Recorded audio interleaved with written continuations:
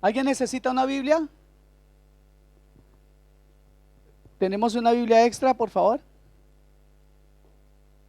Ya fue entregada, entonces. em, puede ser esta, hermano. Esta Biblia es buena, sabe harto. Amén. Entonces preparamos nuestras Biblias. Espero que todos ahora ya tengan su Biblia ahí. Por favor, abran sus Biblias o enciendan sus Biblias. En la primera carta a Timoteo, capítulo 6, vamos a comenzar leyendo un versículo.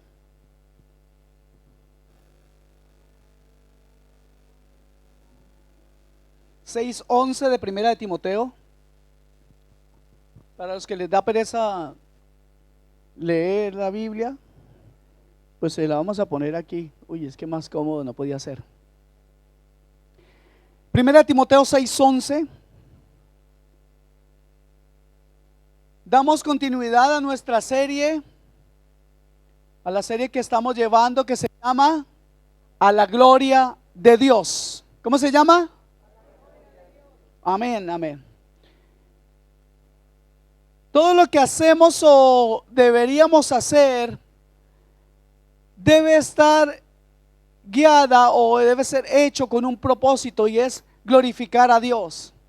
Sé que eso no es completamente, que eso no es perfecto, me explico. Sé que eso no es posible para nosotros porque aún tenemos una mentalidad que necesita ser cambiada, pero sobre todo tenemos una naturaleza pecaminosa, como les decía hace unos minutos atrás. Entonces, es necesario que nosotros leamos este versículo para entender un medio o cómo llegar a darle gloria a Dios en nuestras vidas. Amén. Dice así la escritura: mas tú, oh hombre de Dios, huye de estas cosas y sigue la justicia, la piedad, la fe, el amor, la paciencia, la mansedumbre. Mire, yo les digo algo, hermanos. Si ponemos atención a este versículo, encontraremos que esto es una vida, que el que logra estas cosas vive una vida para darle gloria a Dios. Pues déjeme decirle que la justicia no es algo que realmente a nosotros nos guste aplicar a los demás. Nos gusta que sean justos con nosotros, pero cuando se trata de ser justos con los demás, ahí nos cuesta más.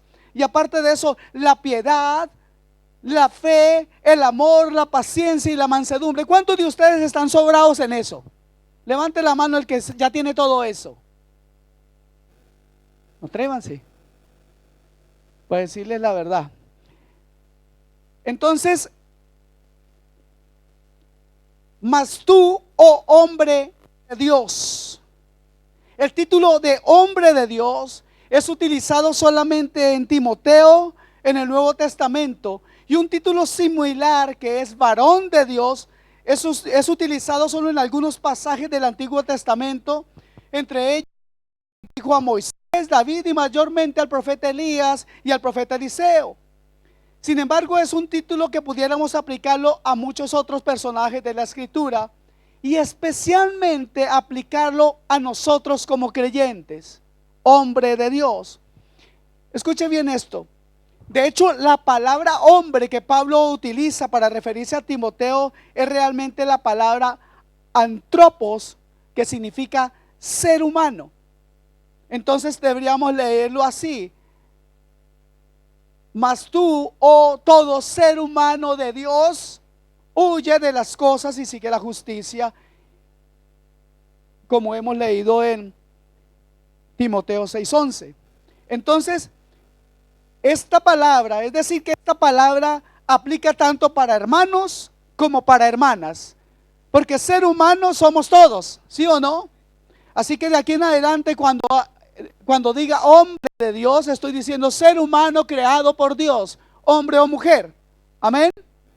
Entonces, al decir esto, hombre de Dios, también me estoy refiriendo a las mujeres, en el caso por género, ¿ok? Y lo primero que quisiera que notemos es que, ¿qué es lo que caracteriza al hombre de Dios, al ser humano que es un ser humano de Dios?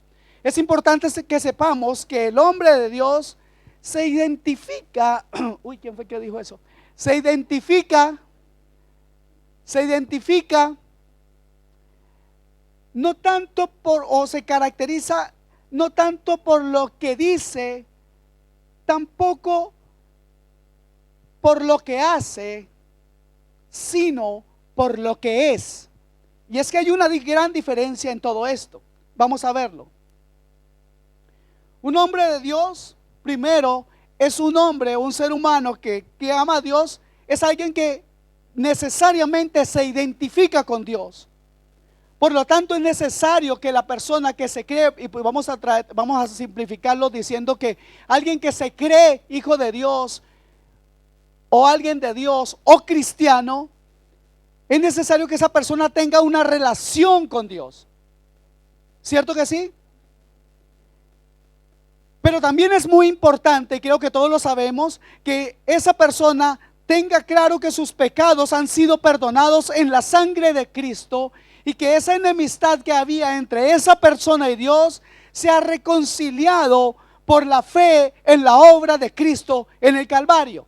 Amén. O sea, esa persona es alguien que tiene a Cristo como su Señor y su Salvador. En otras palabras, ahora más bien esa persona que antes rechazaba o tenía una dificultad con Dios, más bien esa persona ahora odia todo lo que hacía antes. Su vida pecaminosa, todo hábito pecaminoso que tuviera en su vida, llámese como se llame. Yo no sé cuál es el pecado que usted tenía antes de venir a Cristo, y yo no sé si usted realmente hoy ya desprecia tanto su pecado a tal manera que le repudia, y solamente existe en su corazón el deseo y un espacio de gran amor por Cristo. ¿Cuántos están viviendo eso? ¿Cuántos detestan lo que vivían antes? ¿Cuántos pueden decir, Señor, gracias, porque hoy en día ese pecado que tanto me atraía, hoy me causa repugnancia? ¿Cuántos pueden decirlo? Gloria a Dios. La palabra del Señor claramente en 2 Corintios 5:17 nos dice lo siguiente: de modo que si alguno está en Cristo, nueva criatura es. Las cosas viejas pasaron y aquí todas son hechas nuevas. O sea que esta persona a la que nos estamos refiriendo como una persona, hombre, hijo o mujer, hijo de Dios, esta persona vive una nueva vida. Amén. Vive una nueva vida. Las cosas viejas pasaron, el estilo de vida anterior pasó. ¿Estamos de acuerdo? ¿Vive usted eso? ¿Vive usted esa nueva vida en Cristo? ¿Reconoce o reconocen sus más cercanos que usted vive diferente? Que su carácter ha cambiado. Déjeme decirle algo. Para mí, la prédica de este día es un completo desafío. Se lo digo en el Señor, y tal vez más adelante le voy a contar por qué. O sea que usted vive diferente. Ya no vive como vivía antes. ¿Lo pueden decir las personas que viven a su lado? ¿Está seguro que sí? ¿Está seguro que su carácter ha cambiado para bien o no? ¿Seguro? Amén. Pues si no es así, de otra manera, usted no puede ser llamado un hombre de Dios o una mujer de Dios. Un hombre de Dios, un ser humano que tiene a Dios en su corazón, es uno que refleja el carácter de Dios. Y eso tiene que ver con nuestro andar diario, con nuestro comportamiento diario. No tanto es una relación en cuanto a la salvación, más bien es una relación estrecha, continua con nuestro Dios y Salvador. Amén. Porque algunos piensan, yo ya voy a la iglesia, yo un día levanté la mano y acepté a Cristo, por lo tanto ya soy cristiano. Y yo le diría, no. No es uno cristiano porque un día levanta una mano. Imagínese si fuera a levantar las manos, lo hace uno cristiano. ¿Cuántos se convertirían en los, ¿cómo se llaman estos? espectáculos o shows o conciertos. Ahí viven levantando las manos. Y por eso se convierten a qué. Entonces la acción de levantar una mano, y me quedo un poco en esto porque es que a veces molesta ver como algunos le dicen a otro: levante la mano y usted ya aceptó a Cristo. Eso es mentira y ustedes lo saben. Si llevan años en el Evangelio, saben que aceptar a Cristo, incluso el día que lo aceptamos, nos costaba, ¿sí o no? ¿O cuántos fueron corriendo? Bueno, este dice que vino solito. Lo que pasa, hermanos, es que la Biblia nos habla de que nosotros tenemos una libertad en Cristo, ¿sí? Pero también la palabra nos dice que esa libertad no sea una estratagema o un medio por el cual nosotros digamos que podemos pecar libremente. Ya lo veremos más adelante. Pues es necesario que nosotros tengamos una relación con Dios. ¿Cuántos lo saben? ¿La necesitamos, sí o no? Mire, si usted siente que usted puede vivir sin Cristo, usted no ha nacido de nuevo. Usted no ha nacido de nuevo si usted siente que puede arreglársela solo. Porque nadie de nosotros se las puede arreglar solo en el campo espiritual. Amén. A no ser de que aquí yo esté hablando con algún angelito. ¿Estamos hablando con algún angelito aquí? Levante las alas. ¿Por qué digo todo esto? Porque nosotros, a medida que pasemos más tiempo con Dios, estaremos pareciéndonos más a Él y reflejaremos su carácter en nuestras vidas, glorificando a Cristo en nuestras vidas. Amén. Ok. Porque como creyentes debemos ser diferentes, o somos diferentes al resto del mundo. Fíjense que en el principio, voy ahora a ir al contexto. En el principio del capítulo 6, del capítulo 6 de primera a Timoteo, el versículo que leímos, el versículo 11, en el principio de ese capítulo 6, Pablo le va a hablar a Timoteo del comportamiento del creyente en su área de trabajo. Pero también le va a decir en cuanto a otras personas que quieren enseñar de forma diferente y no quieren obedecer las palabras del Señor Jesucristo. Y fíjense que Pablo se refiere a ellos como quienes están envanecidos, no saben nada y tienen mentes corruptas. La palabra o la frase envanecidos en el griego original en el cual se escribió este versículo habla de una persona que tiene la cabeza llena de humo. O sea, está vacío, tiene ideas raras, o no puede, o no son congruentes sus ideas con la vida que dice o la persona que dice ser. Y entonces esto es lo que caracteriza al mundo. Usted encuentra a alguien por la calle del mundo y usted le pregunta cómo está, dice bien. Y usted qué clase de persona es, dice yo soy bueno. ¿Cuántos de aquí son buenos? En el mundo usted le pregunta a una persona si es buena y dice usted no sabe, usted nunca antes había hablado con alguien más bueno que yo.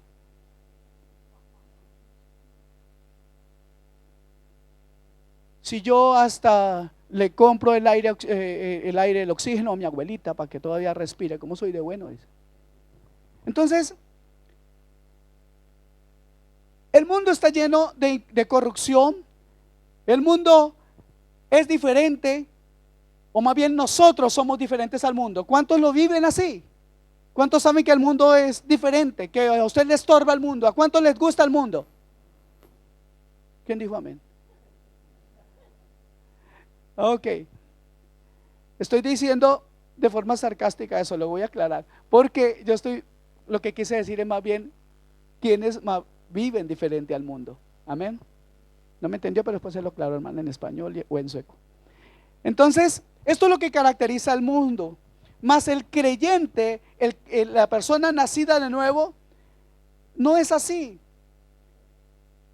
El creyente huye de estas cosas del mundo y va tras lo que caracteriza a Dios. ¿Y qué es lo que caracteriza a Dios? La justicia, la piedad, la fe, el amor, la paciencia y mansedumbre. O sea, un carácter para la gloria de Dios. Amén.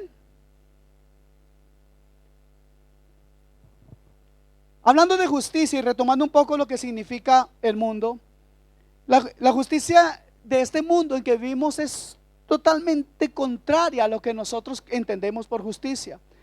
El capítulo 3 del libro de Romanos nos dice que no hay justo ni aún uno. ¿Han leído eso? Que no existe justo ni aún uno. Ahora, nosotros podemos decir que somos justos entre nosotros algunas veces, pero cuando estamos hablando de la justicia a este grado, nos estamos refiriendo, perdón, a la justicia que es Cristo. Y como Él no hay ninguno. Pero nosotros como creyentes estamos llamados a parecernos a Cristo, a seguir en la meta que es tener el carácter de Cristo. ¿Cuántos saben eso? ¿Ya están aburridos? Qué bueno. Entonces, mis amados hermanos, el mundo se comporta de una manera, pero el creyente no puede seguir la corriente de este mundo, simple y llanamente porque el mundo son muchos más, y como todo la mayoría lo hace, entonces yo también lo voy a hacer. ¿Entendemos la diferencia entre lo que es el mundo y nosotros? ¿Sí o no?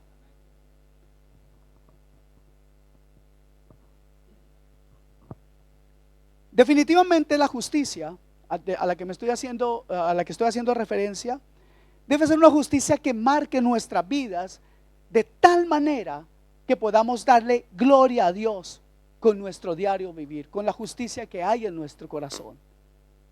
Esa debe ser nuestra meta. ¿Por qué debe ser nuestra meta? Porque a eso hemos sido llamados. Gálatas 5:13 dice,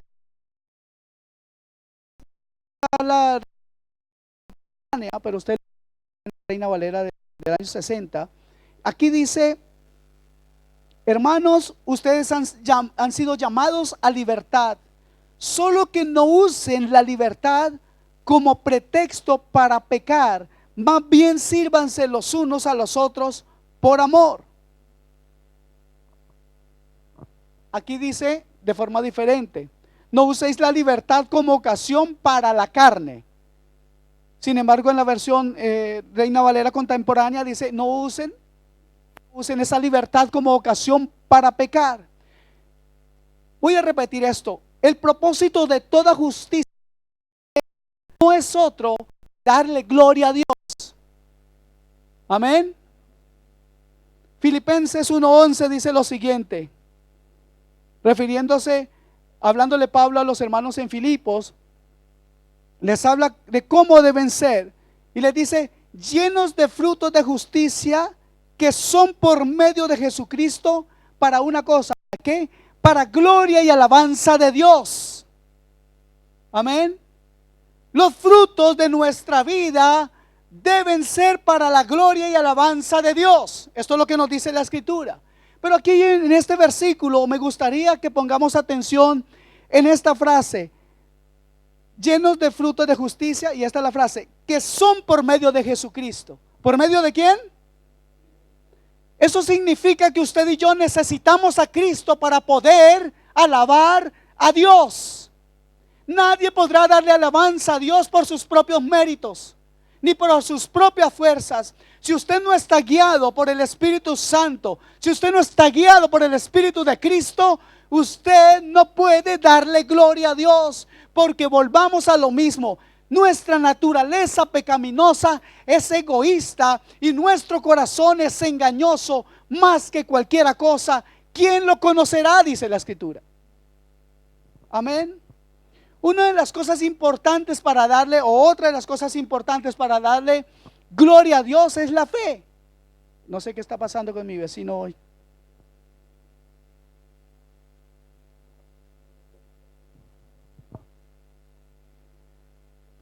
Fíjese esto en cuanto a la fe. Los discípulos le pidieron al Señor con una frase así muy sentida. Le dijeron: Señor, aumentanos la fe. ¿Sí saben eso? Ok. Es interesante ver el contexto de este versículo en el cual ellos le pidieron esto al Señor. Cristo les había hablado del perdón, y que si tu hermano peca contra ti 7 veces en el día y 7 veces vuelve a pedirte perdón, debemos perdonarle. ¿Están de acuerdo con eso? Ahora, ¿qué tiene que ver esto con la fe? ¿Por qué los discípulos necesitaban más fe para poder perdonar a su hermano? ¿Por qué sería? Mire lo que dice Juan en su primera carta. Él nos dice, con relación a esto, dice que si decimos que amamos a Dios, quien no vemos, ¿cómo podemos odiar a nuestro hermano a quien sí vemos? ¿Se dan cuenta de la relación? Necesitamos fe para poder creyendo en la obra de Dios y permitiendo que la obra de Dios llegue a nuestras vidas. Esa es la herramienta por la cual ustedes y yo podemos perdonar a otros, porque de nosotros no sale, porque de nuestro corazón no va a salir el perdón de buena manera. ¿Cierto que no? Porque si decimos que amamos a Dios que no vemos, cierto, a Él no lo vemos, pero decimos que lo amamos. Entonces, ¿cómo es posible que odiemos a alguien que sí vemos? Si nuestro amor es tan grande, que es un amor como ciego, no vemos a Dios, pero sí odiamos a quien vemos. Es un poco extraño, ¿cierto? Pues uno que ama a su hermano está demostrando, uno que no ama a su hermano está demostrando que no ama a Dios. Si mi relación con mi hermano no está bien, eso quiere decir que mi relación con Dios tampoco está bien. ¿Cuánto me odian aquí? Permítame añadir algo. Esto de perdonar a mi hermano no solamente se trata de mi hermano biológico, y lo entendemos, ¿cierto? Tampoco se trata solamente de mi hermano en la fe, sino que eso se aplica a toda persona. Diga, a todos los que conozco. Uy, uy, uy. Y aquí van a crujir algunos dientes. Jesús nos dice que debemos bendecir hasta aquellos que nos maldicen. ¿Cuántos saben eso? ¿Cierto que dice él así? Yo no lo escribí, no me echen a mí la culpa. Pero no solamente dice que nosotros debemos bendecir a quien nos maldice, sino que también dice que otra cosa que me parece aún más fuerte, y es que nosotros debemos amar a nuestros enemigos. Se acabaron los amén, ¿no? Yo sé que eso no es fácil, pero si Jesús lo dijo, yo no sé usted, pero yo le creo. Si Jesús dijo que debemos amar a nuestros enemigos, seguramente que el Espíritu de Dios nos dará el poder, la capacidad y la fuerza, la entereza, la integridad para alcanzar y cumplir ese mandato que Dios nos da. Amén. Es por eso que los discípulos le pidieron al Señor: aumentanos la fe. Dios quiera que nosotros podamos tener una buena relación con Dios, para así poder tener una relación buena con nuestro hermano y perdonarle, así haya pecado con nosotros 7 veces o 70 veces 7. Porque de esa manera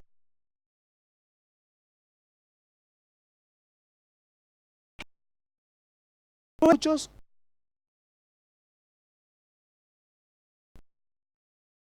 problemas nos lleva, y su bondad. ¿Cuánto hace contrario? Ha pasado que llegan a un momento diciéndole: Señor, o preguntándole: Dios mío, ¿por qué yo no tengo paz? ¿Alguna vez le ha preguntado eso usted al Señor? No levante la mano. ¿De verdad quiere saber usted por qué usted no tiene paz? ¿De verdad quiere saber la respuesta? Pues porque estás del bando equivocado, mi amigo, mi amiga. ¿A cuánto les ha pasado que de pronto, o cuánto nos ha pasado que de pronto nos damos cuenta que estamos enojados y sin saber por qué? ¿Alguno le pasa aquí? Ahí sí no dicen nada, ¿no? Ok. Están enojados, no saben por qué ni cuándo comenzó el enojo. pero están, como decimos en Colombia, está que se sale de los chiros. En Colombia significa salirse de la ropa, de la rabia. Mi amado hermano, nuestro mal carácter es un tremendo obstáculo entre Dios y nosotros, entre la bendición y la bendición en nuestra vida. Cada vez que nos dejamos gobernar por nuestro Dios tiene de ti. Yo creo que Dios le está hablando hoy. Yo sé que a mí me está hablando. Pero Dios hoy nos invita a que meditemos a través de ese mensaje y a que recapacitemos. Y miren un motivo hermoso para recapacitar en cuanto al enojo. Miren esto, miren lo que el enojo hace en contra nuestra. ¿Qué hace? Salmo 138, versículo 6, leamos por favor. Hay un par de versículos más en la Biblia que dicen algo muy similar, pero quise tomar este.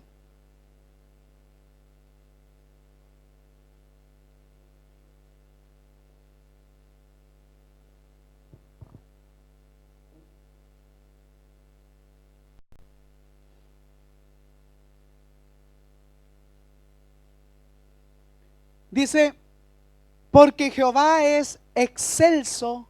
Y mire lo que él hace. ¿Qué significa para ustedes la palabra excelso? Oh, excelso significa algo alto, sublime en cuanto a Dios, puro. Porque Jehová es excelso, y no solamente él es eso, sino que él atiende al humilde, mas al altivo mira de lejos. ¿Se dan cuenta lo que nuestro mal carácter hace? Nos separa, nos aleja de Dios. Dios nos mira de lejos cuando el mal carácter domina nuestra vida. Uno de los más grandes líderes de toda la historia bíblica es Moisés. Y yo sé que esta historia la hemos escuchado muchas veces, o la mayoría de ustedes conocen esta historia. Hubo un momento en la vida de Moisés que le marcó para siempre. Y por la desobediencia a Dios, Moisés perdió el derecho a entrar a la tierra prometida. Pero ¿por qué motivo él desobedeció a Dios? ¿Y en qué estado se encontraba cuando desobedeció a Dios? Moisés se encontraba totalmente airado, pues tenía un pueblo todo el día diciéndole cosas. Él era un líder llamado por Dios para sacar al pueblo de Israel de Egipto. Y el pueblo tuvo sed y comenzó a renegar contra Moisés. Y ya Dios le había hablado a Moisés una vez de que hiciera algo y Dios le dio agua.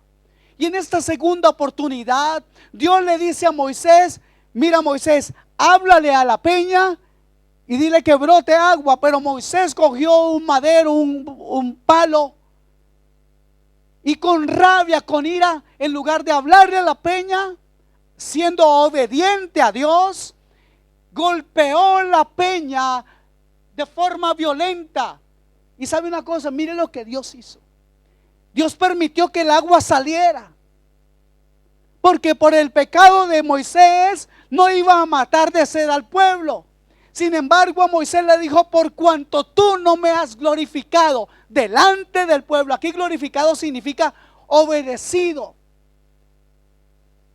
Por cuanto tú no me has glorificado delante del pueblo, tú no entrarás a la tierra prometida. Wow. Aquí podemos apreciar el valor que Dios le da a la obediencia, pero también vemos cómo Dios rechaza la ira. De hecho, Dios dice en su palabra en Santiago 1:20 que en la ira del hombre no obra la justicia de Dios. Eso significa que cuando yo estoy airado, anulo que Dios obre en mi vida, porque Él me mira de lejos, como ya leímos, pero tampoco entonces obra su justicia. Eso significa que yo camino bajo la injusticia cuando yo me levanto contra el mandato de Dios. ¿Entendemos eso? Ok. Yo recuerdo que hace algunos años, pensaba en esta situación de Moisés. Y creía que Dios había sido demasiado severo con Moisés por solamente pegar un un par de garrotazos a la piedra o a la peña. Pero luego pude llegar a la siguiente conclusión, y es que primero entendiendo algo, que Dios es un Dios bueno. ¿Cuántos saben eso? Pero también es un Dios justo. Amén. Y que todo lo hace con el propósito de recibir gloria. Y ya sé, también he dicho esto muchas veces, que Dios parece un Dios como un poco egocentrista, porque quiere toda la gloria para Él. ¿No han llegado ustedes a pensar en eso? ¿Por qué le tengo que dar gloria a Dios? De verdad que algunas veces alguno lo llega a pensar. La pregunta que yo le hago a aquel que piensa que por qué le tiene que dar gloria a Dios es: ¿habrá alguien que merezca más que Dios la gloria? Ok. Entonces entendí que era necesario que sucediera esta historia con Moisés. ¿Y por qué era necesario? Porque Dios usa esta enseñanza, o tenía preparada esta enseñanza, como ejemplo a las generaciones venideras. Y hoy usted y yo estamos siendo bendecidos por esta enseñanza, y podemos conocer un poco más y aprender un poco más de cómo darle gloria a Dios. Es más, mire lo que dice la palabra en Romanos 15:4. Dice: porque las cosas que se escribieron antes para nuestra enseñanza se escribieron a fin de que por la paciencia y la consolación de las escrituras tengamos esperanza. Wow. Todas las cosas que han sido escritas en el Antiguo Testamento son cosas que traerán a nuestra vida esperanza, consolación y paciencia. ¿Cuánto le sobra de eso? Yo sé que ninguno. Todos y cada uno de nosotros necesitamos crecer en paciencia, ¿sí o no? Uno de los motivos por el cual nos airamos muy fácilmente es porque no tenemos paciencia, ¿sí o no? Pero también dice aquí la escritura que la misma palabra de Dios trae consolación y trae esperanza. Oh, la gloria sea para Dios. Entonces, ¿debemos darle gloria a Dios, sí o no? Mire, no es que Dios sea el gran beneficiado con que nosotros le demos gloria. Les quiero decir esto: si ustedes y yo decidimos no darle gloria a Dios, Dios no deja de ser Dios. Y otra cosa muy tremenda, que aún la naturaleza le dará gloria a Dios, porque la escritura nos dice que la naturaleza y los árboles dan palmadas de aplauso a Dios. Si usted y yo no lo hacemos, la naturaleza con gozo lo hará. Amén.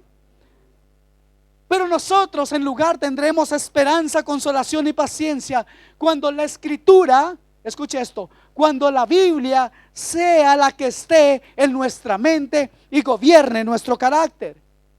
Así que cuando el mal carácter domina nuestras vidas, este mismo mal carácter nos aleja de Dios. Por lo tanto, no podemos glorificar a Dios en nuestro diario vivir si es que nuestro carácter es un carácter malo. ¿Y qué sale de un carácter malo? Pues con malas cosas. ¿Qué piensa usted cuando le dicen: ese señor de ahí tiene un carácter malo? ¿Usted qué piensa de él? Me voy a hacer amigo de él ya.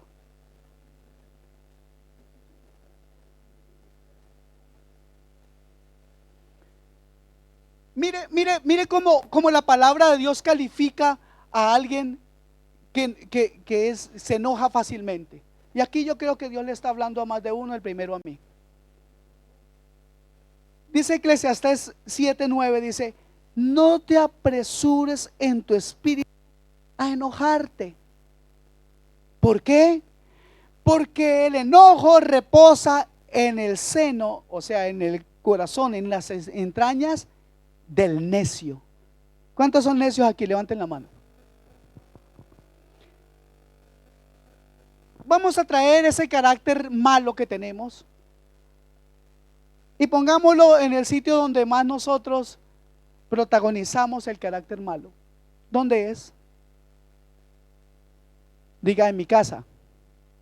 Ah, ¿no van a reconocerlo? Ah, no, no, si ustedes viven así, mal carácter en otro lado, en el trabajo. Allá no alzan la voz, ¿sabe por qué? Porque los echan. Pero en la casa, aunque los echen, como no se van, pues. No hay duda que uno de los problemas más comunes, más duros dentro del matrimonio es el mal carácter de uno de los cónyuges. Porque tener que soportar esos constantes enojos, sus constantes rabietas, sus constantes gritos y amenazas. Wow, Señor, habla que tu siervo escucha. Déjeme decirle otra cosa. En este país, el mal carácter es una de las causas principales de divorcios. Y si hay matrimonios que se están destruyendo por culpa del mal carácter. Si hay familias que se están separando. Hay hijos que están quedando sin un padre por culpa del mal carácter de ese cabezón. O sin una madre por culpa del mal carácter de esa dama. Debemos de entender quién está usando el mal carácter del esposo o de la esposa para destruir el hogar. Y ese no es otro que el enemigo de nuestras almas. El nombre legal del mal carácter como causa de divorcio es intolerable vida en común. ¿Sabían eso? Que cuando se separan por mal carácter, lo que se escribe ahí es intolerable vida en común. Yo no sé a cuántos de ustedes les corre frío por la espalda, pero debemos hoy presentar nuestro carácter al Señor. Aquí no necesitan los esposos comenzar a meterse codazos, no. Péguenle en la casa, no. Estoy hablando de las esposas. Entonces, ese nombre nos tiene que hacer comprender qué tan duro es convivir con alguien que no puede controlar su temperamento, con alguien que es intolerable, insoportable, amargado. Y escuche esta palabra, horrible de carácter. Y es que, fíjese esto, hay personas que tienen muchos grandes y lindos atributos. Son personas muy organizadas, son muy trabajadores, son personas con mucha capacidad, pero tienen un carácter que no se los aguanta ni la mamá. Por eso los echaron de la casa. Y no importa si esa persona es alguien emprendedor con éxito en los negocios o en su trabajo. No importa que ese hombre pueda tener una familia con comodidades materiales, que sea entonces o una mujer muy hacendosa. Si él o ella no pueden controlar el carácter, la vida se vuelve intolerable. Si somos personas de mal carácter, personas que causamos miedo, que causamos nerviosismo cuando estamos en casa, tenemos que saber que estamos siendo de maldición para nuestra familia. ¿Sabía eso? Estamos haciendo que nuestros hijos, nuestras hijas no tengan paz, pero sobre todo estamos haciendo o vamos a lograr que nuestros hijos no quieran glorificar a Dios, no quieran obedecer a Dios. ¿Cómo obedecer a un Dios que está representado por un hombre que es un tirano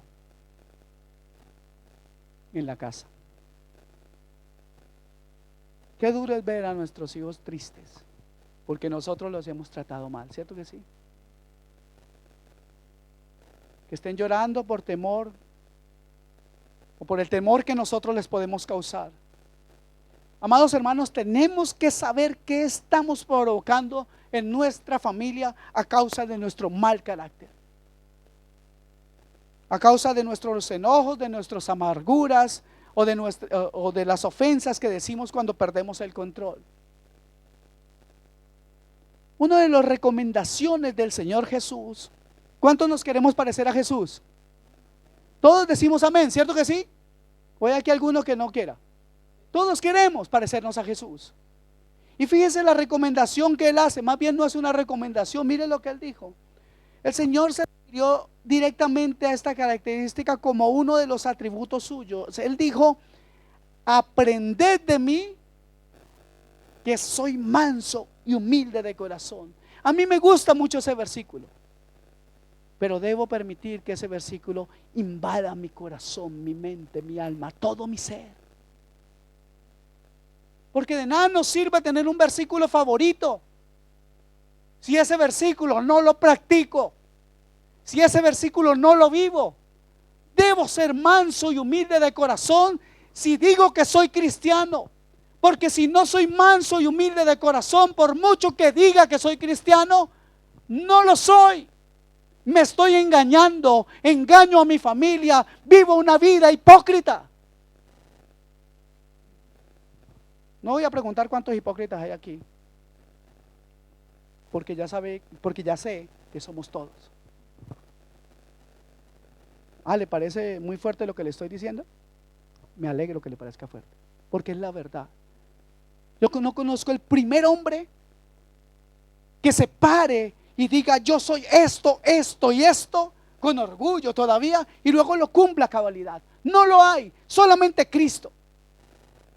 Ustedes y yo estamos para aprender de Él, y Él nos invita a que aprendamos a ser mansos y humildes de corazón. A veces no aceptamos a los demás, y debemos tener algo presente, mis amados hermanos. Tenemos un carácter hoy, pero también tenemos la presencia del Espíritu Santo que lo irá transformando hasta llegar a la meta, ser como Cristo. Y mientras no somos transformados, debemos aceptar nuestro temperamento actual. O sea, debemos decir la verdad, ser libres de toda hipocresía y decir: realmente reconozco lo que yo soy. Reconozco que no soy esa dulce manzanita que parezco ser, o esa dulce paloma que a veces aparento ser, o ese tremendo lago calmado que aparento ser, que más bien soy un vendaval, que soy una tormenta, cuando de pronto aparece en mí esa naturaleza caída que me lleva cautivo al pecado. Cuando aparece en mí ese mal genio, ese mal carácter incontrolado.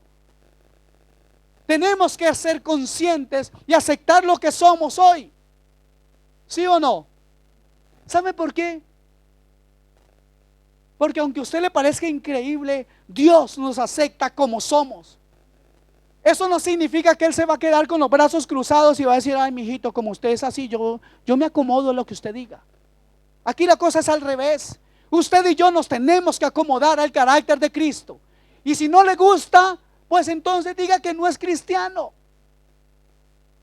y que usted es solamente la víctima de un monstruo que lleva dentro de su ser, que se llama soberbia, orgullo.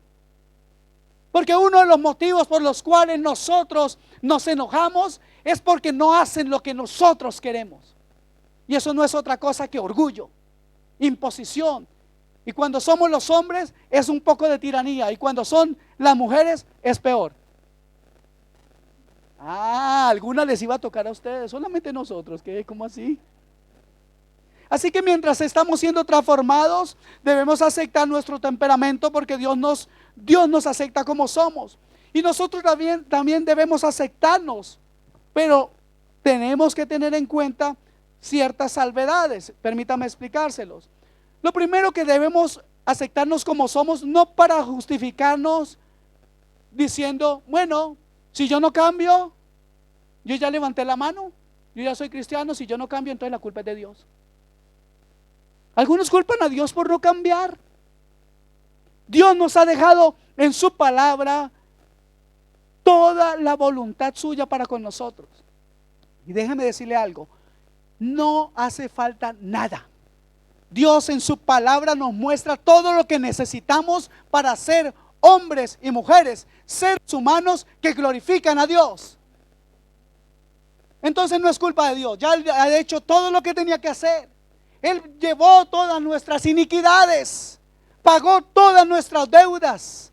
Él hizo todo lo que tenía que hacer. Ahora usted y yo estamos llamados a darle respuestas a Dios para glorificar y exaltar su nombre. Amén.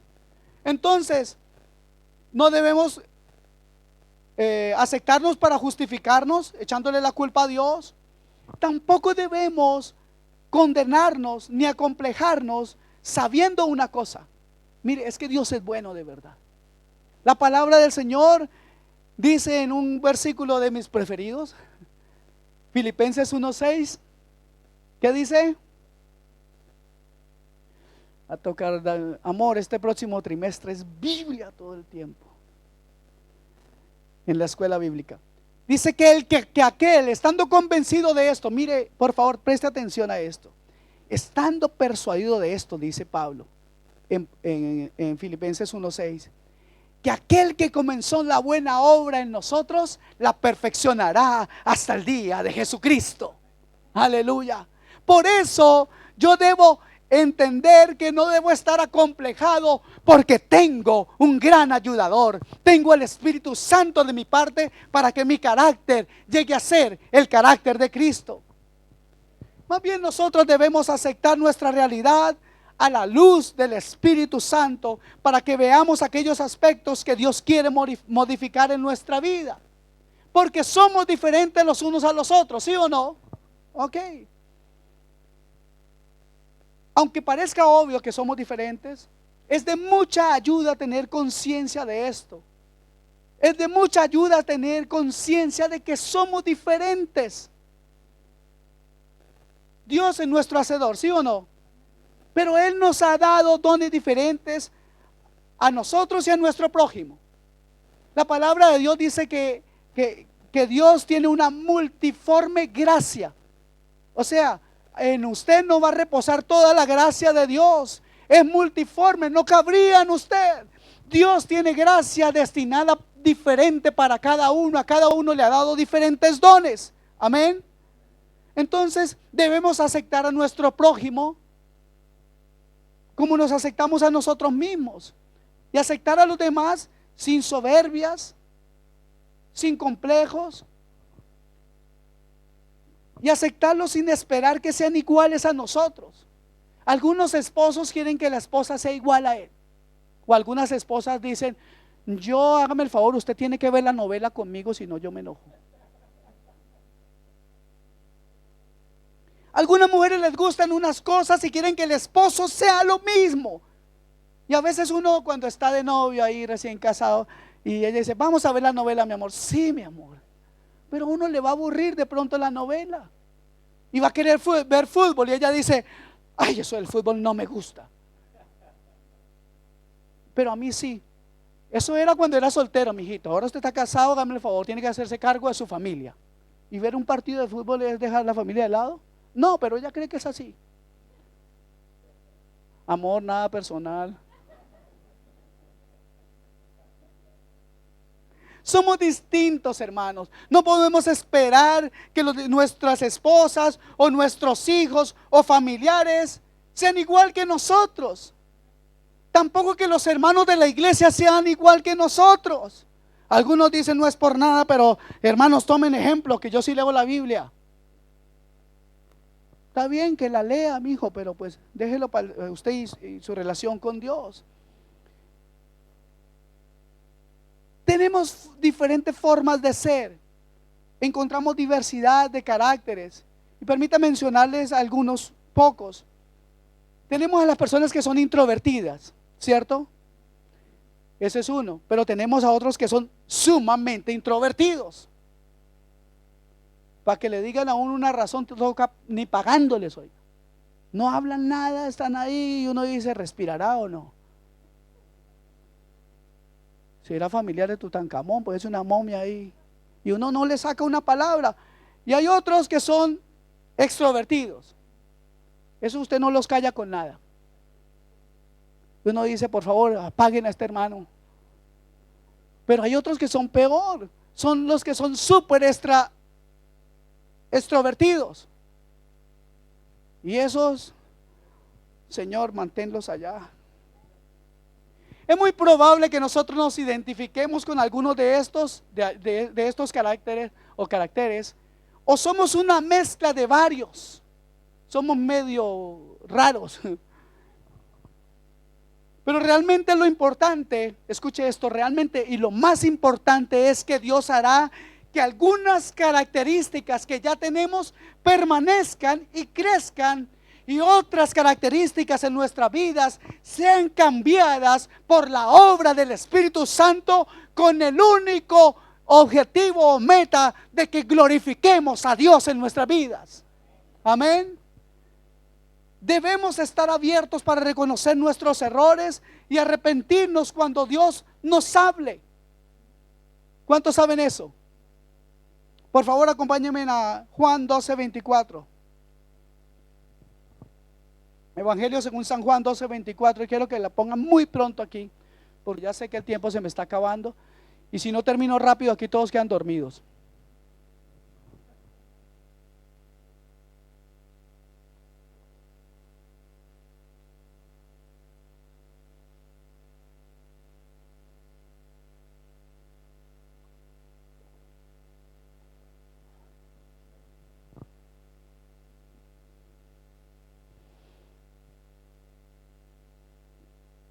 ¿Qué dice la palabra? De cierto os digo que si el grano de trigo no cae en la tierra y muere, queda solo. Pero si muere, lleva mucho fruto. Amén. Nuestro yo irá desapareciendo para dar lugar a la vida de Cristo en mí, si yo permito morir, negarme a mí mismo. Amén. ¿Alguno de ustedes tiene alguna idea de cómo negarse a sí mismo, cómo morir? Ahora, cuidado, morir en el buen sentido, ¿no? Morir a ese hombre pecaminoso, a ese viejo hombre, morir a esos hábitos malignos, a esos malos hábitos que han habido en nuestras vidas. El Espíritu Santo crecerá, hermanos, y nosotros menguaremos, dando lugar al Espíritu Santo que va a prevalecer sobre nuestra personalidad. Necesitamos una personalidad libre de ira, libre de amargura, de resentimiento. Amén.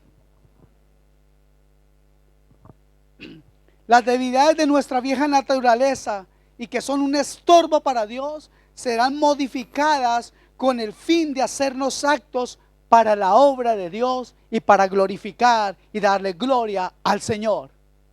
Amén. No es simplemente que nosotros digamos que hemos abandonado un vicio.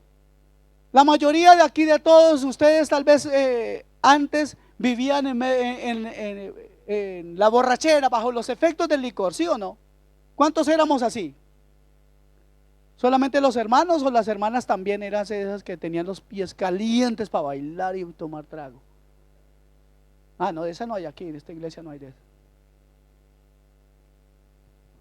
Entonces no es simplemente que digamos, ahora yo voy a la iglesia y ya no tomo y ya no fumo, pastor. ¿Usted cree que es eso? Si fuera eso, hermanos, Alcohólicos Anónimos sería más santo que nosotros. ¿Cierto que sí? No se trata de dejar solamente un vicio. Se trata de vivir una vida, una nueva vida, una forma nueva de vivir para dar gloria a Dios.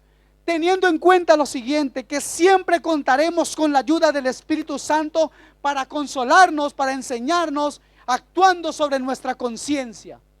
Amén. En algunos casos la conciencia se ha cauterizado y la palabra del Señor nos habla de eso.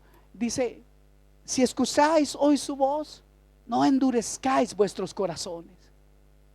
Hoy es un día para no endurecer nuestros corazones, para que la palabra de Dios entre de verdad en nosotros. Debemos examinarnos, autoexaminarnos y ver nuestras debilidades como lo que son, pecados delante del Señor, y pedirle al Señor que nos llene de su Santo Espíritu. Segunda de Corintios 10, 4 y 5, no lo busquen, ya se lo leo o lo voy a parafrasear. Nos dice que llevemos todo pensamiento cautivo a la obediencia a Cristo y que enfrentemos con la palabra de Dios las mentiras de Satanás, que quiere que pensemos que nosotros no podemos cambiar. Eso es una mentira, como todo lo que él dice. Sí podemos cambiar, no en nuestra fuerza, pero sí con la ayuda del Espíritu Santo de Dios. Amén.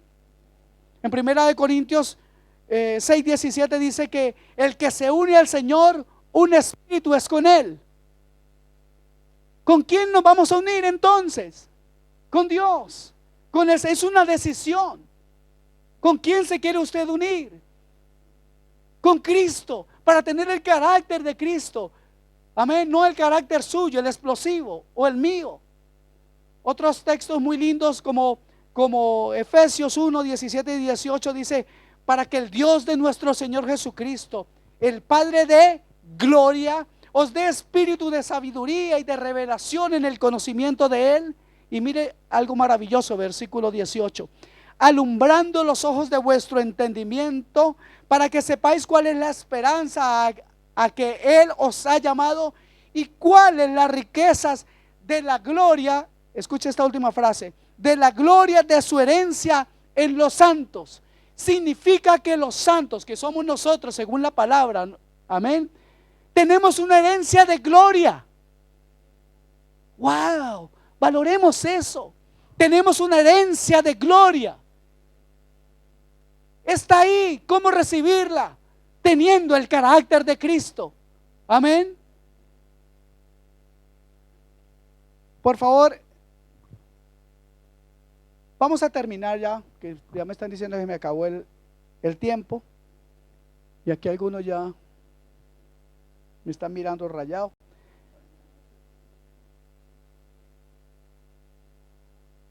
Yo quiero decirles una cosa para terminar. Si disciplinamos nuestra mente con la verdad de Dios, esta verdad nos hará libres. Por favor, vamos todos a Juan 8:32.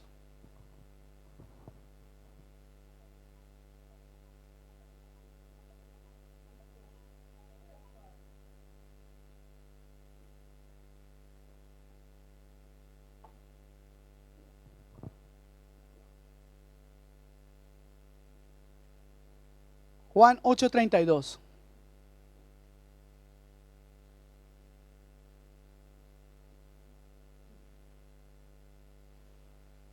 ¿Para cuántos de ustedes esta mañana es verdad lo que hemos dicho?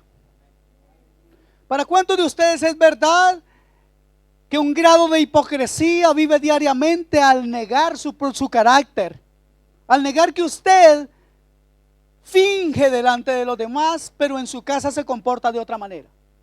¿Para cuántos es una verdad que nuestro carácter hace daño a nuestra esposa, a nuestra familia, a nuestros hijos, a nuestros hermanos? ¿Para cuántos de ustedes es una verdad? Se acabaron los amenes, aquí hay puros santitos. Debemos estar agradecidos porque Dios nos permite conocer hoy una verdad. Y la palabra dice algo maravilloso: y conoceréis la verdad, y la verdad os hará verdaderamente libres. Libres para la gloria de Dios. Libres de toda atadura. Libres de ese carácter maligno que domina nuestras vidas. Libres de aquella mentira del diablo que dice que nunca podremos cambiar. Libres de toda mentira del diablo que nos dice que nosotros estamos completamente perdidos. O también libres de esa mentira del diablo que nos dice que así como estamos, estamos bien. Que así como estamos muy bien, que no necesitamos nada más, que somos perfectos y que ya es suficiente con que prediquemos el evangelio, que le hablemos a los demás, que demos limosnas, que regalemos cosas, que hagamos y podemos cambiar incluso vicios en nuestra vida. Pero la pregunta es: ¿por qué no cambia el carácter? Y la respuesta es: porque no conoces la verdad. Y si conocieras la verdad, serías verdaderamente libre de ese carácter maligno que hace daño a aquellos a quienes dices que amas.